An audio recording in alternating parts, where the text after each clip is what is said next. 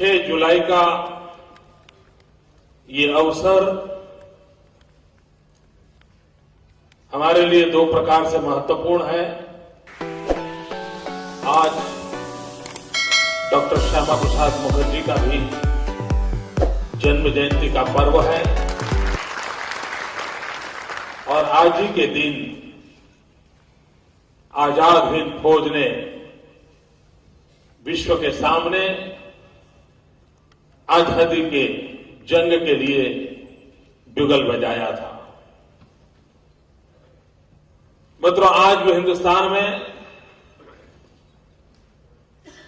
सुभाष बाबू को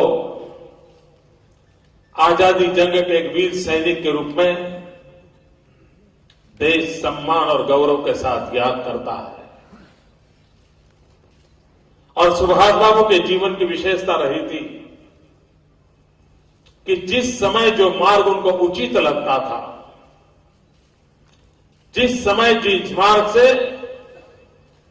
सिद्धि हासिल हो सकती है, उस मार्ग पर जाने से कभी वो कतराते नहीं थे। उन्होंने महात्मा गांधी के साथ भी काम किया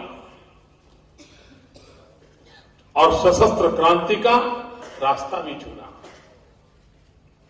हिंदुस्तान के सार्वजनिक जीवन में सुभाष बाबू जैसा ऐसा व्यक्तित्व तो बहुत कम मिलता है कि जिन्होंने जीवन का काफी समय अहिंसक आंदोलन के साथ गुजारा हो, महात्मा गांधी के नेतृत्व में जीवन खपाया हो, लेकिन आजादी की ललक जिसे चैन से सोने न देती हो, आजादी की ललक उसे बेचैन बनाती हो और एक पल उसको विचार आता हो कि शायद इस रास्ते से अंग्रेजों को झुकाया नहीं जा सकता है, और तब जाकर के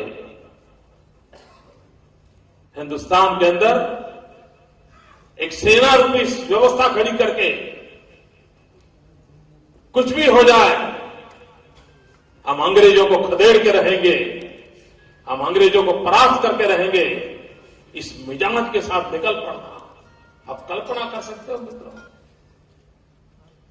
हिंदुस्तान के बाहर जाना, एक पूरी फौज खड़ी करना, और इतना ही नहीं,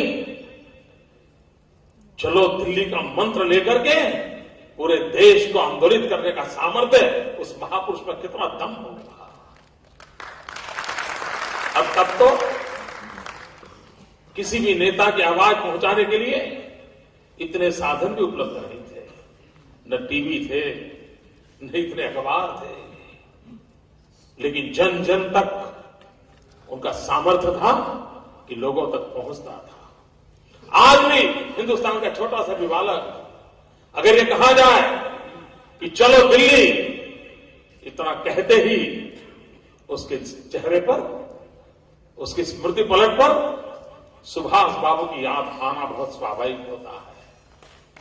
अगर कोई कहे तुम मुझे खून दो मैं तुम्हें आजादी दूंगा, तो तुरंत सुभाष बाबू की याद आती है। यानी जन जन के दिल में किस प्रकार से जगह बनाई होगी, इसका हम अंदाज कर सकते हैं। सुभाष बाबू का गुजरात के साथ भी निकट का नाता रहा था। 1938 सूरत के पास हरिपुरा कांग्रेस जो फेमस है, कांग्रेस के इतिहास के जो टर्निंग पॉइंट है, उस कांग्रेस के इतिहास के टर्निंग पॉइंट में 1938 का महत्व है। और उस समय हरिपुरा कांग्रेस में सुभाष बाबू ने राष्ट्रीय अध्यक्ष का पद ग्रहण किया था और अपने बलबूते पर किया था, किसी के आशीर्वाद के कारण प्राप्त नहीं हुआ था। उन्होंने अपना दम दिखाया था और मजा यह है कि गुजरात की धरती पर उन्होंने सिद्ध किया था।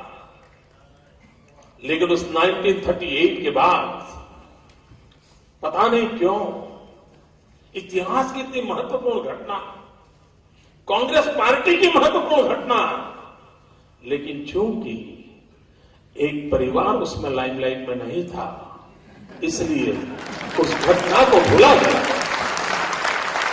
उस घटना को भुला दिया गया। वरना किसी को भी गर्व होना चाहिए था कि कांग्रेस पार्टी के इतिहास का एक महत्वपूर्ण टर्निंग पॉइंट है, इसका गौरवगान होना चाहिए, लेकिन भुला दिया गया।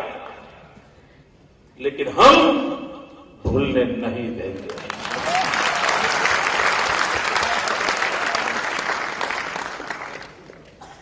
हम इतिहास को जिंदा रखना चाहते हैं। हम इतिहास को इसलिए जिंदा रखना चाहते हैं कि वो समाज इतिहास कभी नहीं बना सकता जो समाज इतिहास भूल जाता है।